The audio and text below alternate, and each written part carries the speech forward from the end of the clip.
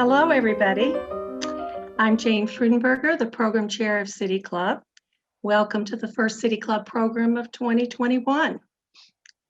City Club's a nonpartisan civic organization whose mission is to inform, connect, and engage our community in conversations that will strengthen the civic health of our region. We emphasize civil conversations and listening to others. I want to thank all the people who help put our programs together. It takes a crew here. And I want to especially thank our sponsors. Danny Neal of Milliot Realty, Unity Care, Pacific Continental Realty, the Opportunity Council, Whatcom Community College, Village Books, Larson Gross CPAs, Lummi Commercial Company, Whatcom Community Foundation, and Western Washington University. Our next program is February 24th, everything you want to know about the COVID vaccines and their rollout. Like to know that now too. In order for us to get a better idea of our attendance, we would like you, when you register for a program, to register as yourself, and if anyone else is sharing the presentation with you, to register that person or persons separately as guests. That way we will count you as 2 or 3 rather than 1. Thank you. And now I'm going to turn the program over to our moderator for the day, our president of City Club, Maureen McCarthy. Maureen? Thank you, Jane. All right, today's program is a joint production between Bellingham City Club and Humanities Washington. Humanities Washington is a nonprofit dedicated to sparking conversation and critical thinking. They offer cultural programs to hundreds of thousands of people in Washington every year. Our speaker today is Omari Amili. Omari earned his master's degree in interdisciplinary studies from University of Washington, Tacoma. His research focused on the benefits of college education for people who were formerly incarcerated. In 2018, he was named a distinguished alumni of Pierce College. He is an author and a community leader who has worked for South Seattle College, the ACLU of Washington, and Civil Survival. Omari, welcome. And I would like to turn this program over to you. Thank you. Thank you. I am glad to be here with you all today. I appreciate the great introduction there and the warm welcome. I'm always honored, because Humanities Washington has a long list of speakers, and it always feels good to be chosen to come and engage with an audience. So thank you. So today I'm going to be presenting on From Crime to the Classroom, How Education Changes Lives. Let me go ahead and share my screen with you all. So in this presentation, I typically first start out by introducing myself, sharing my story and why I even talk about this topic, because this is real personal to me. It's not only something that I researched in school or something that I'm passionate about, but it's actually been my life, So we start out by sharing some information about myself. You get to know who I am. We also eventually get into topics such as mass incarceration, re-entry, which is when an individual releases from prison and comes back into the community, talk about identity and societal impacts, formerly incarcerated college graduates network, the impact that post-secondary education can have on individuals releasing from prison, learning and growing. That's like just talking about how, some of the topics that I focused on in college made an impact on me and led to my growth, and also talking about local developments and moving forward. Today, I don't think that we'll get through all of that. This was more designed for those 2-hour presentations that I'm doing in person, 1.5-hour presentations, but you will get to hear a big chunk of my story. And I recently did a project with UW Magazine that I want to share with you all too. So after sharing my story, I think we might get into this UW Magazine project a little bit. So let's go ahead and get started. I always like to, can you guys see this well? You want to just give me a thumbs up if you can see this? I see some heads shaking no, but then I also see thumbs up. So I don't know if it's about the devices that some people may be on or what. But honestly, the information on the slides I am going to share with you verbally. And the other parts is mainly just me talking with some pictures and things like that. So I think we should be okay. So my name is Omari Amili. I always like to start out with my educational background. So I earned an Associate of Arts in Human Services Substance Abuse from Pierce College in 2011. I earned a Bachelor of Arts in Psychology from University of Washington, Tacoma in 2014. Earned my Bachelor of Arts in Interdisciplinary Studies with a concentration on self and society at the same time in 2014 from UW Tacoma. And then I went into grad school where I earned my Master of Arts in Interdisciplinary Studies in Community and Social Change, where my research focus was on preventing recidivism through post-secondary education. And we were taking a look at transitions from prison to college. So today I'm going to share with you guys my upbringing and the impacts of that upbringing. And I'll also share with you guys ways in which that I defied the odds based on that upbringing and those impacts. So I was born March 23rd, 1985. My family lived in the Central District of Seattle when I was born. We came from a strong two-parent household. Both parents were working. You know, we had food on the table. We had clothes on our back. It was a regular family and we had our needs met. Everything was going well. However, being born in 1985, this is when crack cocaine began to wreak havoc through the Black community. So it started out as this strong two-parent household and everything's all good within the house. But within 5 years of my birth, that kind of had fell apart and my parents were getting divorced. You know, crack cocaine addiction had taken over. Alcoholism on my dad's part had taken over. There was domestic violence. There was, just a lot of issues that arose from addiction within my household. And this led to my mom and my dad getting a divorce. So when my mom and my dad got divorced, my dad decided, look, I don't want to pay child support a day in my life. I am going to just not work anymore, and he decided to be a transient. Like it was actually a decision that he made. There are some people who are kind of forced into that. Like they don't have any opportunities. They don't have any resources.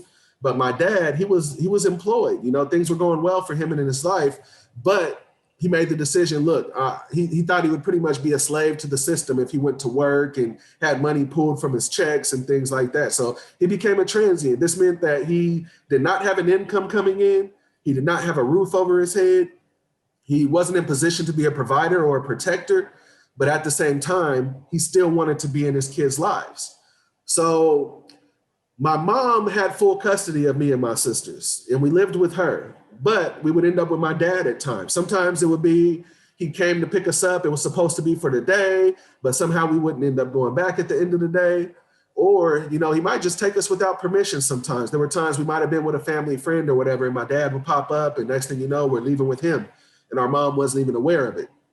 But because of my dad's decision to be a transient, it was a struggle when we were with him. So just getting food, for example, we'd have to walk around the U District of Seattle sometimes panhandling, asking for spare change in order to eat. We might have to go inside of a pizza restaurant and ask, were there any mistakes made, that people who didn't pick up their orders? Is there any way you might be able to help us with some food?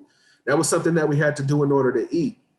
When it came to just staying warm, being in the Pacific Northwest, it's real wet and rainy. So often it'd be pouring down rain and we'd have to just hop on the bus and ride it from one end of the route to the other end of the route in order to stay warm, in order to stay dry. There were times where it's nighttime, it's time to go to bed, but we don't quite have anywhere to go to sleep at. So we're knocking on doors, trying to go to friends' houses, even my dad's mom's house. And a lot of times people wouldn't let us in because of my dad's personality. He was often drunk, and real loud and obnoxious and things like that. So there were a lot of arguments that would get started. It might be hard to find someone to let us sleep overnight, but sometimes one of his friends might let us sleep in their car. They won't let us in the house, but we could sleep in the car out in front of the house. So it was real rough, when I'm with my dad. This is a real struggle for young children. And when I'm with my mom, she ended up remarrying someone else who had a crack cocaine addiction. And our environments would also be unstable, So we end up in houses where there's a lot of activity, a lot of drug users, a lot of drug dealers, and it's just no environment for a kid to be, So there's things that come along with having a high traffic house like that. One of the things that came along with it were drug busts, police coming in the middle of the night, kicking in the door with guns drawn, and They don't care that there's little kids in here that have nothing to do with the drug activity. They're here to get the gang members. They're here to get the drug dealers. They're doing their job. So another thing that came along with that were things like drive-by shootings. When you have a lot of gang activity at your house, it's not safe. People know, okay, this is where my rival hangs at. There's times that bullets have flown through our windows and our doors, and I'm just a little kid, have nothing to do. Like, I don't have any decision on where I live. I didn't get to pick these things. It was I was thrusted into these environments with no say over it. I had a very unstable upbringing when I was growing up. I had very distorted values. I pretty much had a stacked deck against me from birth, based on these situations and these circumstances that I found myself in. So one of the things that my mom and my stepdad used to do in order to support their drug habit, because they were living in poverty, they didn't work, relying on food stamps, welfare, things like that. They would go into big grocery stores. This was at a time when cartons of cigarettes were just out in the open. You grab them, you go to the counter and you buy them. What they would do is they would go into stores with kids, with me, for example, in a bag, and they would fill up their bag with cartons of cigarettes and batteries and steal them and take them to smaller corner stores and sell them to the corner stores to get their drug money. So I'm being exposed to theft and dishonesty as a means to support yourself at a really young age. Rather than having people show me this is not the way, these are things you want to avoid, this is not what you want to do, this is kind of being promoted to me as a means for survival. So once again, my values were being distorted at a very young age. So while some people were being properly nurtured and taught the right way, the things that I was exposed to, the environments that I was in, it had the opposite impact. So you would think, okay, it's rough when Omari's with his dad. It's rough when he's with his mom. Well, at least he gets to go to school, right? Kids go to school. And when you're at school, that's a positive, nurturing environment. It's a place where you can grow and learn and develop, and everything is great, right? You have these supportive people who are there, who live these great lives, and, they're positive individuals, positive presence.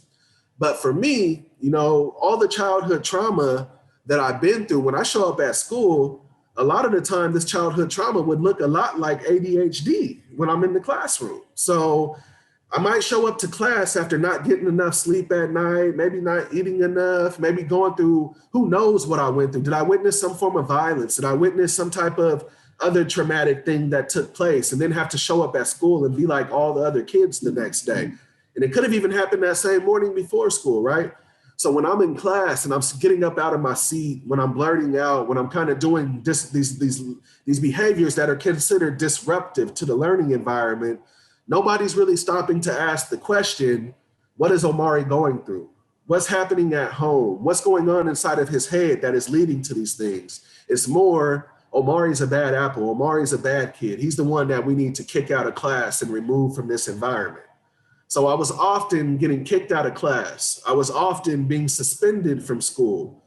And once I got that label on my back that I was the bad kid, the bad apple, you can see other students do the same exact behaviors, but they might just get a warning or they get talked to. But for me, it was always, we're going to the most extreme measures. We need to get you out of here.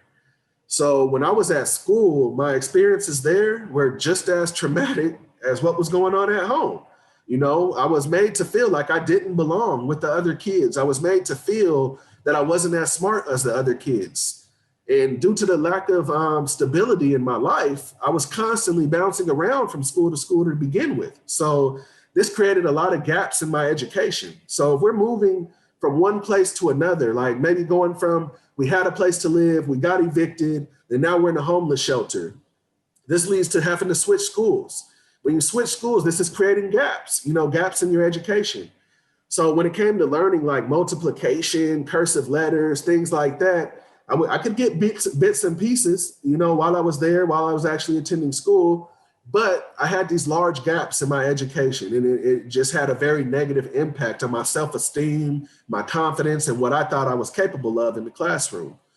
And it wasn't anything about my level of intelligence. It wasn't about having a low IQ. It wasn't about having learning disabilities or anything like that. It was more, I just was not in the classroom able to learn with the other kids, and I had different learning styles, just sitting down in your seat, listening and memorizing things and regurgitating it wasn't my learning style. It wasn't what went well with me.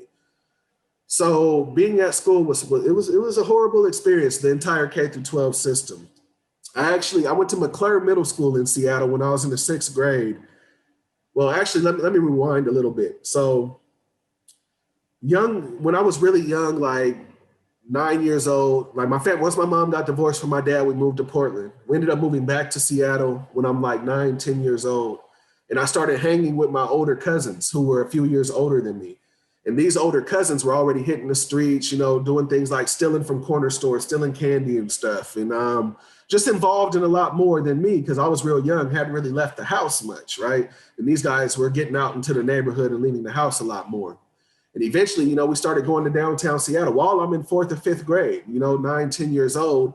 We ended up going to downtown Seattle with the backpack on, and we're running into Eddie Bauer and Nike Town, and we're stealing clothes and stuff like that, where we actually had made a fake nonprofit organization, when I'm in 4th, 5th grade, and we were collecting donations for this nonprofit that didn't exist and pocketing the money. We say we're collecting donations for a basketball tournament that was about keeping youth off the streets. Our message, it was supporting disadvantaged youth, but not in the way that we meant, right? It was more going straight into my pocket rather than some organization serving disadvantaged youth. So this was my first real dive into criminal activity. We're talking about elementary school, and it started out of necessity. The fact that my parents aren't quite taking care of me the way I need to be taken care of. I don't really have the food and clothes that I need. So it began out of necessity, but eventually it kind of turned into greed. The more and more my values became distorted, it didn't matter if I already had a pocket full of money. It didn't matter if I already had food, I already had clothes. I wanted more and I wanted more and I wanted more. It became this insatiable desire. I was never going to be satisfied. And it came, like I say, it sparked from not having, from coming from a place where you have nothing. But really quickly, I kind of lost sight of that and it turned into greed. So as I'm getting older with these messed up values, I just get deeper into a criminal lifestyle. So I mentioned I got expelled in the 6th grade from McClure Middle School. This is one of the few times in my life I was actually innocent. I didn't do anything wrong. And I was kicked out of the Seattle Public School District and sent to what they call a reentry program at an alternative high school called Marshall. I showed up to class there, but it didn't take long for me to realize, just on the way there, catching the city bus. I'm only months removed from going to recess at Bailey Gatzert Elementary. And I was catching a school bus when I went to McClure. So I'm with a lot of kids my age.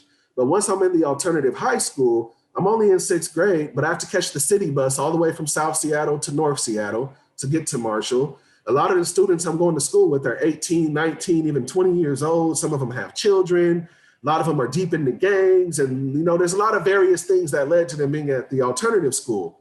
But for me, like I said, I was innocent of what I was accused of. So it didn't take me long to realize, look, I'm not going to school here. If you kicked me out of Seattle Public Schools and I can't go to the regular middle school, I don't get to play basketball for my school, I don't get to just be around regular people my age, then I don't want to go to school, period. So I walked out of the gym door one day at Marshall and never went back. And nobody came looking for me. So I first dropped out in the 6th grade. So once again, I have major gaps that are forming in my education. I did end up enrolled again later that year. We moved to a different district. So I was out of Seattle Public Schools control, and I was able to enroll in the Highline District, but I was back in elementary school. So in 6th grade, in some places, elementary school. So I started the year at a middle school. I got expelled, went to an alternative high school, and finished the year at an elementary school. It's hard to really succinctly say how that impacted me, but it definitely had a major impact that just made me hate school. I'm like, these transitions, there's no like real preparation. There's no like in between people. These are completely different environments, and I hated it. And I began to completely despise school. So this started a chain reaction where school just was not a priority in my life. So I ended up getting older. School is still not a priority. I had a couple good years, like 8th grade was a good year. My family, my mom had went to treatment. My stepdad went to treatment. 8th grade, I actually went to the same school the whole year and completed the year.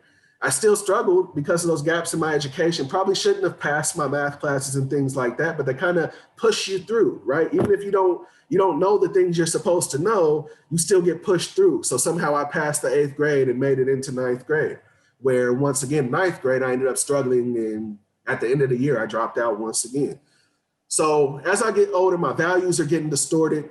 I end up learning about this bank fraud scheme around 16, 17 years old that a lot of people are participating in.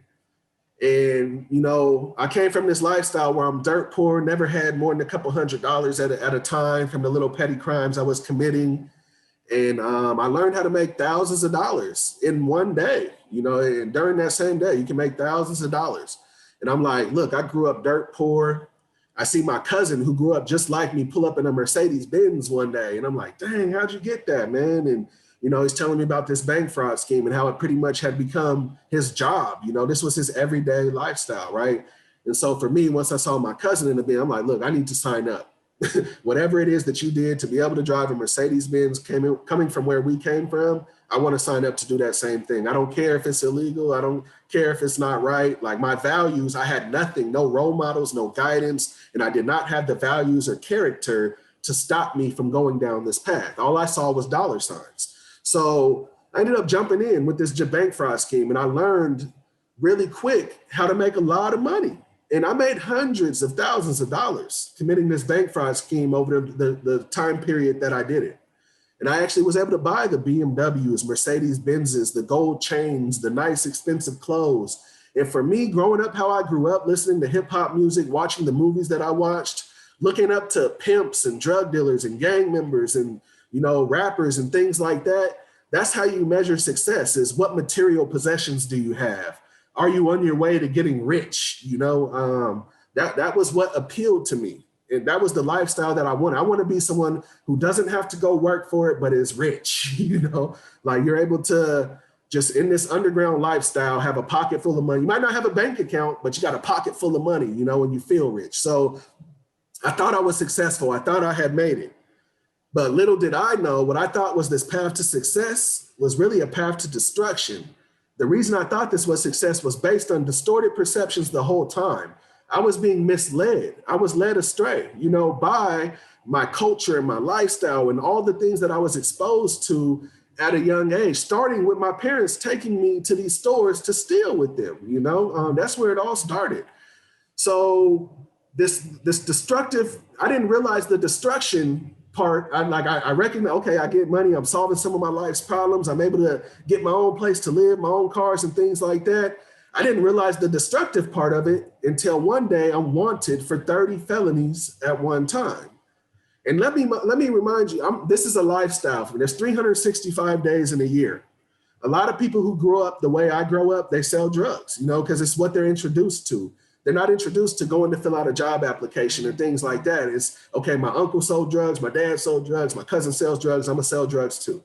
And when you take on that lifestyle, you might do it every single day. So 365 days in a year, if you sell drugs, it's nothing to make 10 transactions in a day. You just committed thousands of felonies in that year. But the one time you get caught is that one time you sold to an undercover.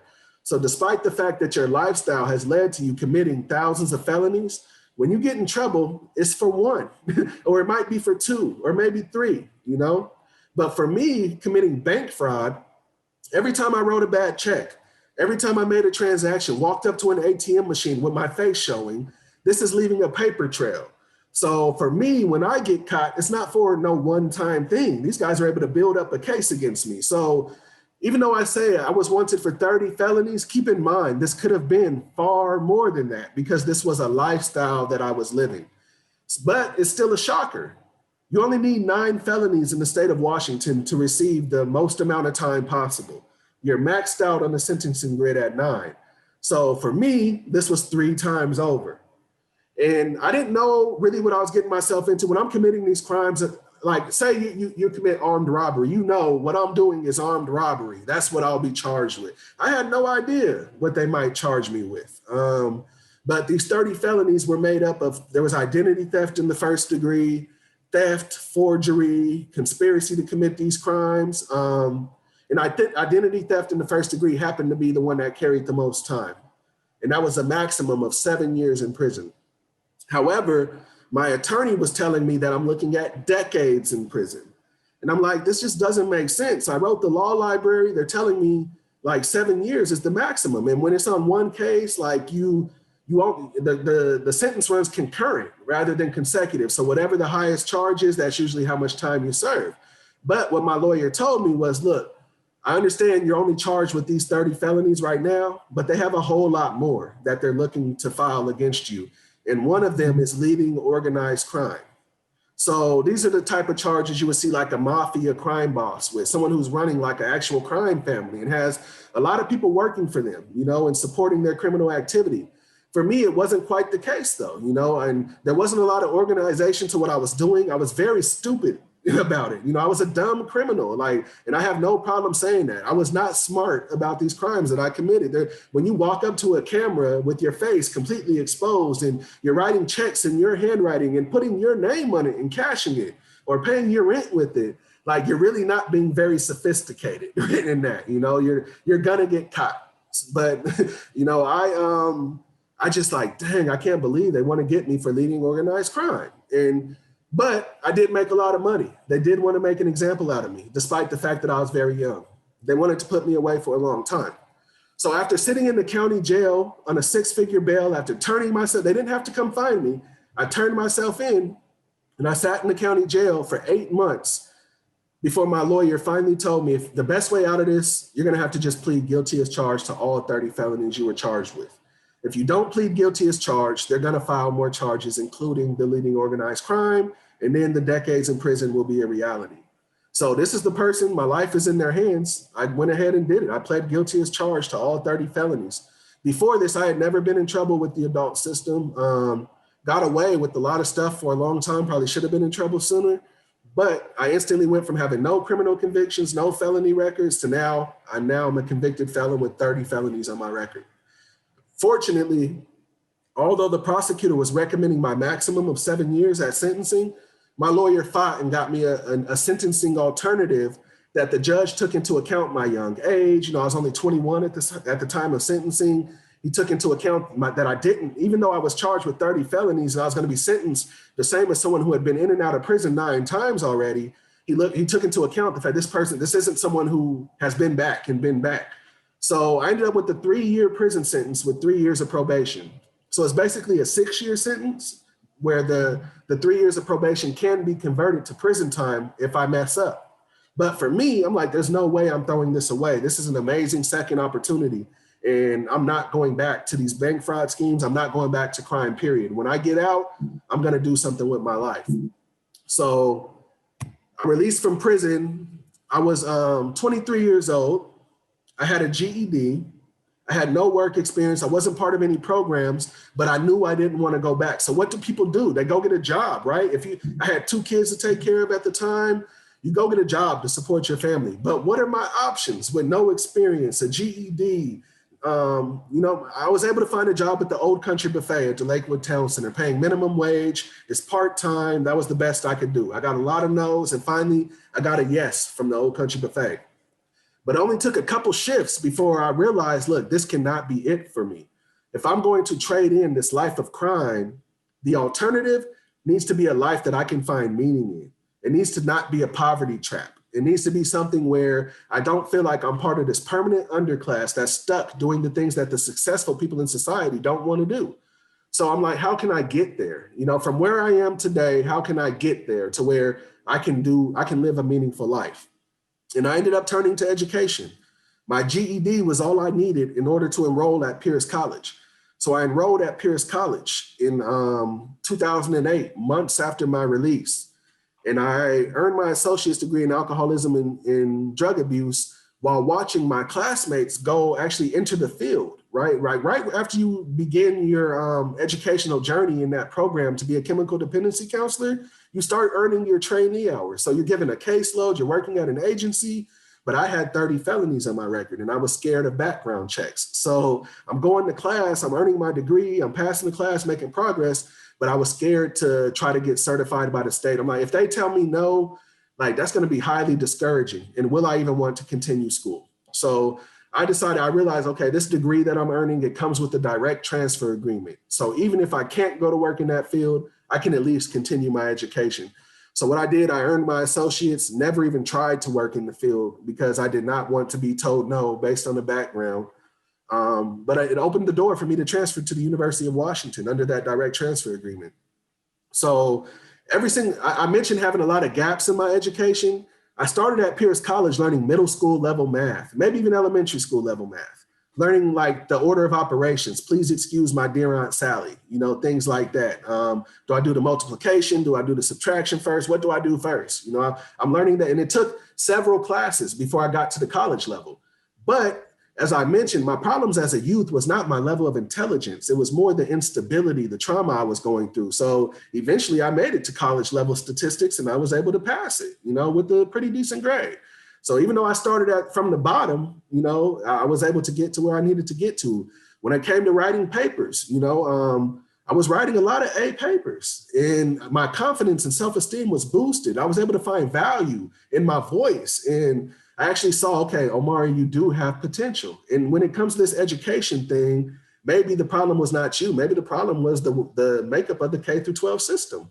Maybe the problem was that they're not equipped to deal with children who don't come from a traditional background. Maybe the problem is that when children from traumatic past and with dealing with all kinds of issues at home pop up in these K through 12 classrooms, the teachers they're still judged based on our test scores. So we don't get to take time to really focus on you and your issues. We just got to remove you from the environment. So I started to really realize that while I definitely had choices to make, these were bigger problems than me. It was on a systemic level rather than me being an individual bad apple.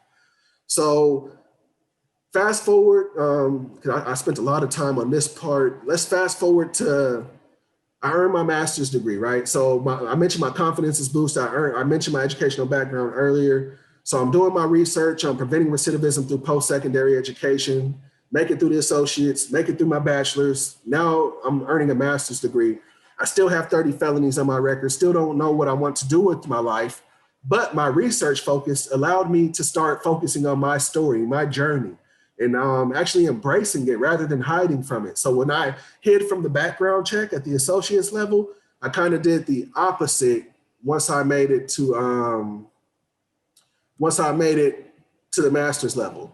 So once I started sharing my story, people started embracing me. People started, seeing, okay, there's value in the adversity that you went through. You were able to learn a lot through that, and you can share it with other people and they can find value in your story. So once I graduated, I started doing a lot of public speaking, sharing my story anywhere that they would invite me, whether it's a work source class, whether it's a college class, whether it's an elementary school, high school, even conference keynotes, things like that. I was hired by South Seattle College as a faculty member and a case manager to work with individuals releasing from the prison system. I worked for the ACLU of Washington as a juvenile justice researcher, and they saw value in me as someone who had been there, who could, if I'm going to have to interview youth who are system involved, then who better than someone who they can relate to and they might possibly open up more with them. I've also taught at Tacoma Community College, a student success seminar that did not have anything to do with the fact that I've been to prison before. They just saw value in the fact that, look, you can teach other students how to be successful. How did you do it? How did you come from this deficit that you left the K through 12 system with, and how were you able to succeed in college and make it where you earn 4 college degrees and became an A student? I've done a lot of work in the community, with civil survival. I've become an advocate. I've advocated for example, higher education in prisons, like Pell Grants in prisons. I've been to Washington, D.C., meeting with members of Congress and sharing my story and my experiences. I've been to Olympia, meeting with our representatives there, you guys saw the picture with the governor, just sharing my experiences and trying to make things better for other people coming behind me. So my identity, my values, my behaviors, they've been completely transformed by pretty much everything that I just shared with you. Not only the positive parts, but also the more negative aspects. They inform everything that I do today. So today I work for a nonprofit called Choose 180. They do youth diversion work. They're inside of the schools, actually preventing youth from being suspended and expelled. My role is actually supporting with national expansion. So I'm working right now with the state of Utah on embracing some of Choose 180's values and models and curriculums and things like that. So it was mentioned I was named Distinguished Alumni at Pierce College. That was a major thing. I've published 3 books now. The image here is from my autobiography, which is called Transforming Society's Failure. I've also published 2 children's books, one called Skin Deep and one called In Search of Role Models. And like I say, I couldn't imagine the life I live today, sitting here on Zoom in my garage, giving a presentation to individuals all the way out in Bellingham, you know, about these struggles and my successes. I could have never imagined it, not only in my prior life before prison, but even while I'm pursuing my associate's degree, while I'm pursuing my bachelor's degree. I just never knew that this is what the future had in store for me. We got a couple minutes before I get to questions, but I do want to share with you a project I just worked on with UW Magazine to demonstrate Omari is not an exception. Omari is not some special person who's defying all the odds on his own. You know, there's a lot of examples of individuals like me. So I worked with UW Magazine on their December 2020 cover story, and it's titled After Prison. In this story, I interviewed 10 people who went to the University of Washington following serving a prison sentence. So we have individuals such as Jenny Burton, who is a Truman Scholar, who have served multiple prison sentences. Individuals such as LaShawn Gamble, who served our country in the military, came back with PTSD and a lot of issues that led to him smoking marijuana, which ultimately led him to prison. And he got out, found his way to the University of Washington. Cynthia Brady, who actually is working in the field that I was scared of the background check. So right now, I would not have that same fear. I could be a chemical dependency professional if I wanted to. And Cynthia Brady, after prison, she got out and she's now working with individuals who have that story of, I used drugs, I found myself in prison, and I'm able to turn it around. So she's pushing hope, utilizing her story. Individuals like Kurt Myers. Kurt Myers actually, at a very young age, during his childhood, played a role in taking a friend's life. It was accidental. You know, they were playing with a gun, the gun went off, and his friend lost his life. And Kurt basically lost his too because he didn't get out until he was in his 30s. But he's found his way to the Milgard School of Business and is now doing great work with the IF Project. Individuals like Theron Taylor also served 20 years in prison, got out, found himself at the University of Washington doing great work now. Kelly Olsen, you notice this picture is at the state capitol because she's a great advocate. You know, I was just on a meeting with her yesterday she was giving legislative updates and leading a group, probably 80 people on, you know, different bills that are going through the legislature this year. Dr. Christopher Beasley, he is a University of Washington professor, served time in prison related to drug manufacturing and possession, things like that. But he is Dr. Christopher Beasley and very well respected and the founder of the formerly incarcerated College Graduates Network. Michelle Brownlee served time in prison, released, found herself at the University of Washington and earned her master's degree. Christopher Johnston works with Civil Survival, faculty member at South Seattle College, has 2 strikes on his record. One more strike, he would be serving life in prison, but instead he got out this last time, completely turned his life around and is serving his community. Amanda Hendrix, she's actually the only current student who was interviewed for this project, but once again, served time in prison, got out and found her purpose and used education to turn her life around. So I just wanted to share that with you all because this is not just, this is the one person who was able to do this. The rest of the people in prison, they're still the scum of the earth. No, there's a lot of people who are currently in prison today who are great people, who found themselves in addiction, found themselves with distorted values, found themselves with negative upbringings and things like that, and they were able to turn it around. So that's my story for you guys. We'll go ahead and open it up for the Q&A. I hope you guys were able to take something from what I just shared with you, and let's go ahead and have a discussion. Fantastic. Thank you so much, Omari. And I would like to start with a couple of questions of my own, and then at a certain point, we'll scan the chat for some of the questions that I know are already rolling in. I want to start with Choose 180, which I think is what you said is the organization you work with now. It sounds to me like the exact work you're doing could have or would have intervened in a positive way in your very own story. Is that the case? And what do you see someone from this organization could have done for you when you were younger? So Choose 180, you know, what made me fall in love with the organization, their process at the diversion workshops, they haven't, the reason I was there was sharing my story, right? So they invite speakers who were once headed down this negative path, and they had this pivot moment where they made a 180 and headed the other direction. So the speaker will come share their story. They'll have on a bead. So like say I'm sharing a story around theft and I have a green bead on. Everybody in the room who can relate to that story, whether they've been in trouble for it or they just stolen a piece of candy as a kid. And some of these people in the room are prosecutors, right? They put on that same color bead. And once all the speakers are done, you go around the room and everyone with the same color beads on, they kind of spark discussion with each other on how they got their beads. So that would have been a powerful experience for me at a young age, just to talk with people like prosecutors and professional people and individuals who had turned their life around and once been where I was. I feel like it would have sparked my brain to, okay, there is another way. Unfortunately, though, I'm often asked, like, look, what could have been done for you that would have changed things for you when you were young? Like, what programs or services could you have received? But for me, my circumstances were not of my choosing or my creation. You know, there was no such thing as helping me without helping my parents. So without my parents' addiction being addressed, without the instability, I went to over 15 schools growing up, a lot of bouncing around. So like me, just serving me without helping my parents, I feel like the impact would have been minimal. Even if my mind was sparked to new possibilities, you know, especially if it was just time for us to move right away. And I didn't have someone who was a lasting presence in my life that I could have tapped into.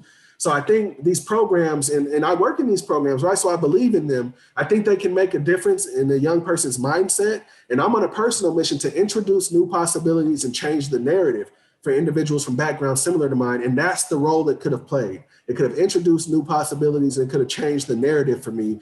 But I still would have needed another level of support because of my family situation. And taking me away from my parents was not the solution.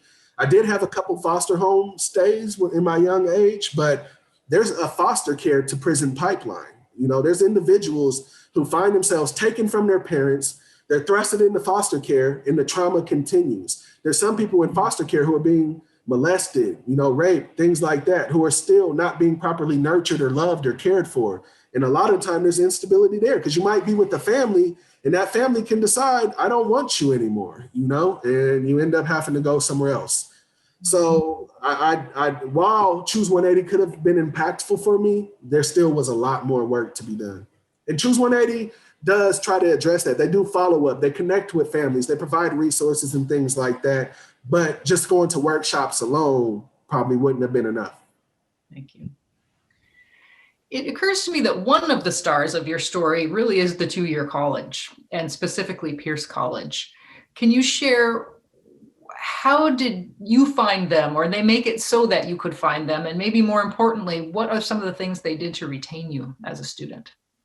That is definitely the game changer for me, is community college. I couldn't see myself going straight to the University of Washington. You know, for one, I don't know if it was a possibility, if I would have met the admissions requirements without that direct transfer agreement. And for two, just the level of work, I had to build myself up. Like I said, I started learning elementary, middle school level math that would not be offered at a university. So the way they retained me, I would say, was mostly my own self-drive. I wouldn't say there was anything special that Pierce College specifically did. And I know that our local community colleges are really struggling with retention, especially in relation to Black males. And there's a lot who enroll there that do not actually end up completing their degree. And believe it or not, like working at South Seattle College, I sat in these faculty meetings and things, and it blew my mind to find out that it's not even just Black males, even white males. It's hard to retain them and get them through community college. So a lot of it, for one, for me, I was in a program where I was highly interested in the content. So I was not bored in class. When I'm in these drug and alcohol counseling, I'm making a lot of sense of my upbringing. I'm able to make sense out of my parents' actions to where I'm not holding grudges and blaming them. Like, these are societal issues. Once again, they did make decisions. They do have accountability for certain decisions, but these issues are way bigger than them. And I'm able to recognize that. And I'm learning about things like one-on-one counseling, group counseling. These things were fun and exciting, learning about psychology and sociology. I was just highly interested and engaged. And I think a lot of the time the retention issues come from students who either pick the wrong program. Like, for example, there's a lot of people who are interested in owning a business and they think they should enroll in school to take business classes. And what they find out is I'm learning about how to manage someone else's business and manage their books and things like that, rather than entrepreneurship and how to come up with an idea and create a business plan. So, if you end up in this educational journey and it just wasn't what you expected, it's not going to go well for you. But now I feel like community colleges are doing a lot more. Like, there's a lot of our schools that have reentry navigators. It wasn't like that in 2008 when I got out. But now, if you're releasing from prison and you go to Tacoma Community College, you go to, Seattle Central, all these different schools, there's someone on campus specifically there to serve you and to help you address your barriers. There's student organizations on campus that are now led and organized by formerly incarcerated students where, okay, I'm struggling right now. Let me come and join you guys in fellowship and let's talk about our struggles and explore solutions. But for me, I would say it was mostly, I'm a super independent person. Like, I don't even like to meet with advising counselors to pick my classes. I like to figure it out on my own. A lot of that was impostor syndrome. The fact that the more I sit down with somebody, the more they might figure me out and realize I don't belong here. But it just kind of sparked this resilience in me where I was able to, like, it wasn't just all squeaky clean during my time in college. Like, my stepdad died, my mom died, my dad died, and my big sister died during my time in college. I'm having to plan funerals and things like that in between, like during the quarter, and nobody has any money. So we're having to scrape things together. Nobody has life insurance, so it was difficult. I remember there was a time I had to have a surgery on my neck, during the quarter. There were a time when my child was hospitalized with a kidney condition during the quarter. But I feel like the adversity I experienced throughout life kind of strengthened me. It made me stronger to where I can be more solution focused and have a growth mindset where it's like, okay, this is just another thing for me to overcome rather than this is another thing that's going to set me back. So I used all of my hardships as motivation to succeed. I hope that answered your question. I know that was a pretty long answer. No, it does. And it leads me to another one. And then we will go to the audience questions. Although I will say, I think this next one has a bit of a thread of a couple of the questions as well. So this is sort of a two-parter. You walked a very narrow path from a place of extremely limited opportunities to where you are now. And actually, this profile that you did as part of this last project was defining or talking about people who have done the same. The first part of the question is, do you ever fear that people will see that and say, oh, you see, opportunities are abundant. People just need to be like this person. And does that ever trouble you? That's part one. And then another part that comes from the audience, what about people who don't have those interpersonal qualities you just described about, sort of tenacity and won't be stopped and independence and all of those things? For sure. So I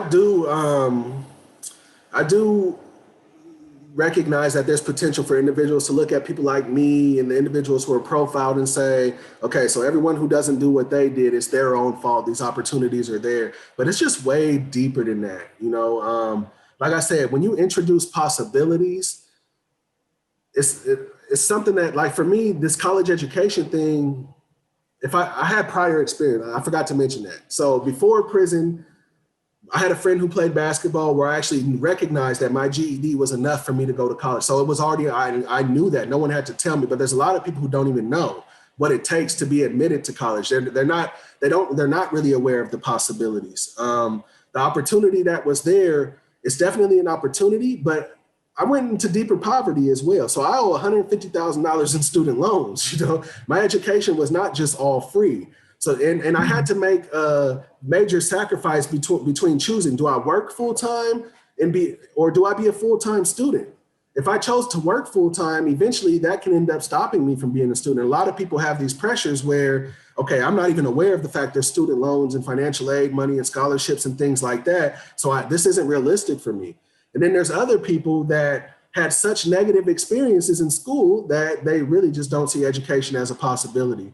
So while there are opportunities out there for people, this is not the path for everyone. And also another big piece of that is we need jobs afterwards. You know, I wonder what would have happened had I not embraced my background, you know, because a lot of the work I'm doing is tied to that background. It's not like I just went out and pursued a degree in a certain career field and was able to just, let's go out, get these interviews and they're just accepting me. I kind of embraced my background, so people more recruited me for the roles that I found myself in. There's been other jobs that I may have tried to find myself and just put in an application and it doesn't go well, you know? So I've kind of been, for South Seattle College, they recruited me. For the ACLU of Washington, I had an inside connection there, you know? Choose 180, I was recruited. So our path is not very easy. You know, even if you have the education, it's not very easy to go find a job utilizing that education.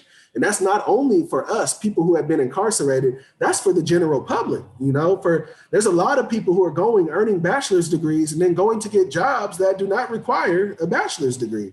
So while it sounds lovely that you can just go get an education and overnight your life has changed, it's just way deeper than that. It took me 8 years, you know, to go from that GED to a master's degree. And it was a struggle the entire time. And I had major advantages too, like low-income public housing, food stamps, a lot of other resources and things that I was tapping into that some people might not qualify for or even be aware of. So I would say I definitely don't want to oversimplify, you know, how easy it is to make these things happen. And there's various levels of trauma that people have to address. I did not come out with an addiction issue. I did not come out with mental health concerns. So people who are going to prison with these things and they're not addressed by you serving the time, they're only exacerbated and made worse, you might not get out, you know, with the right circumstances for success in college to be possible for you. You know, we got to look at your housing situation. Most people on my caseload, when I worked for South Seattle College, I was a faculty member and a case manager. Most people that I worked with were legally homeless, meaning they were not able to be on a lease. You know, if they were couch surfing or whatever, living with mom, living with sister, because of their criminal record, they can't even get on someone's lease. If you don't have stability, like you're sleeping in your car, you're bouncing around, you don't have your basic needs met, success in college is not an option. And once again, it is not everyone's path. I meet a lot of people who are just not interested in college. You know, they might want to just, look, I want to get straight to work. You know, but what are your options? If that's your mindset and I want to get straight to work, you're probably going to be working for minimum wage or near that. And that's a poverty trap. So now you can't afford your rent. You can't afford your electricity bill. You can't afford a lot of things. What was the second part of your question? Do you know, I'm having trouble remembering that myself, but that was a good answer to the first part. And if it comes back to me, I will ask you. For sure. Sorry about that. No. So let's talk a little bit about mentors. You said that in your young life, you really had no role models and no mentors. And then as you talked about this project you recently completed, you mentioned Cynthia Brady, who was doing the very thing that you were afraid to do, which was apply for a job with a degree that qualified you for it because of your conviction history. So did you have some mentors along the way? And if you could also say, who do you mentor currently? How important is that? For sure. So I would say along the way, like basically my whole associate's degree, no type of mentors, whole bachelor's, no type of mentors. But right as I'm about to graduate with my bachelor's, I had one of my psychology professors from UW like take a special interest in like my next steps. So that's what kind of introduced me to the option of going to grad school. Like that's something that would have never been on my radar. And we were first looking at the Master's of Social Work program, you know, because we're like, who better to be a social worker than someone who's been through so much hardship and can overcome it? But inquired about entering that program and they're told, no, you're never going to be able to land the internships because of your background, can't do it.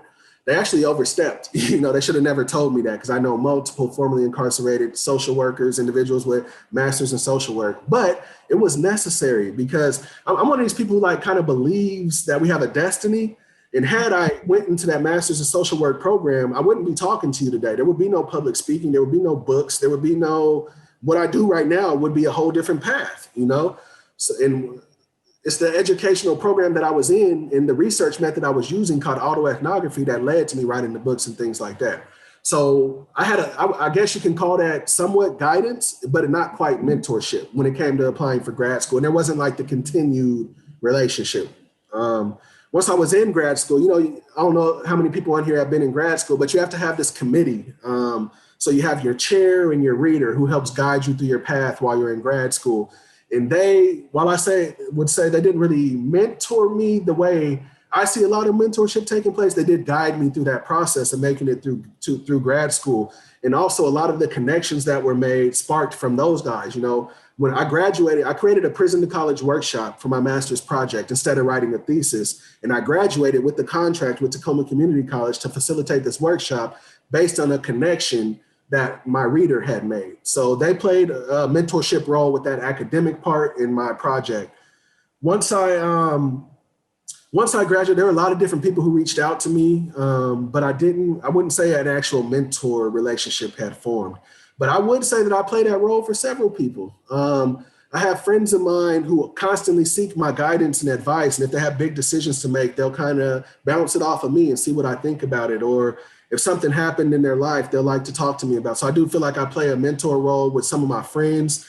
I have a contract right now with Pierce County Juvenile Court where I serve 10 Black males around mentorship. I checking in with them regularly on academic success. A lot of these guys, they're not quite at that place where academic success is even realistic. So we're talking about life in general, you know, getting off of the drugs, trying to find some type of focus, despite the fact that their parents might not be currently providing stability for them. But I'm able to tap into my background and my experiences and help them.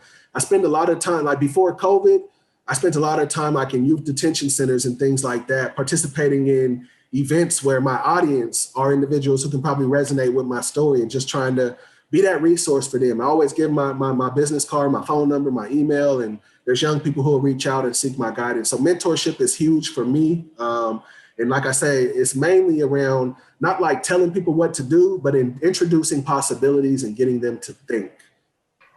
You mentioned that the courts, this is going back earlier in your story when you're talking about the charges that were filed against you, that you had a sense that they were trying to make an example of you.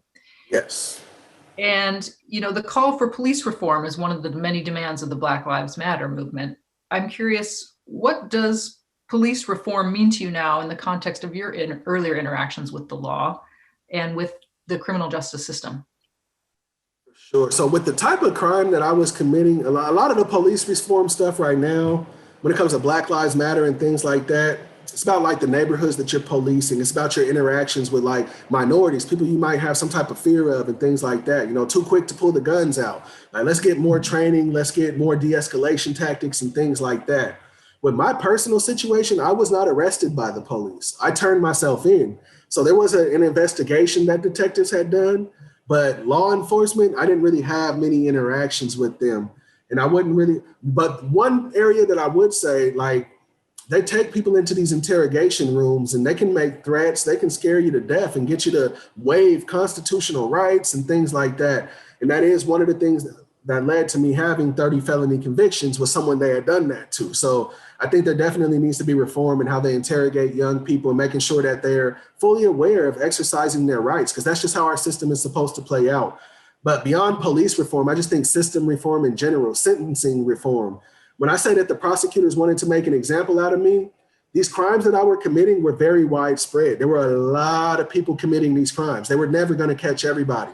So they probably wanted to find some people who, like I mentioned, I made hundreds of thousands of dollars. I made a lot of money doing this stuff. So they probably wanted to find some people who did it at a really high level and did it a lot.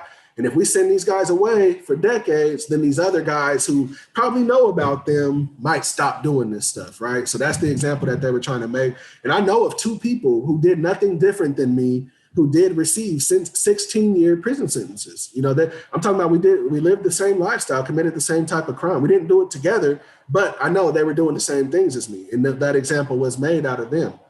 So I think there needs to be sentencing reform. I don't think a young person should ever be sentenced to decades. You know, Like in Kurt's situation, I shared with you guys Kurt Myers, who was in my UW magazine project. It was an accidental shooting. He didn't do this on purpose. He didn't mean to end his friend's life. Why are we taking his life away from him? The trauma of your friend dying, you're gonna live with that forever. He's already punished enough. So like, why do we need to just pile on and continue the punishment? You know, I think the main thing with system reform needs to go away from punishing people, because I mean, as parents, we know punishment does not produce positive results. It's about more discipline and teaching people, right? It's more like, what can you learn from what happened to where you can do better in the future? So it reinstated, just now Congress they reinstated Pell Grants for people in prison, to where now people in prison can pursue college educations. There's more educational programs that are being put in prisons and things like that on the regular.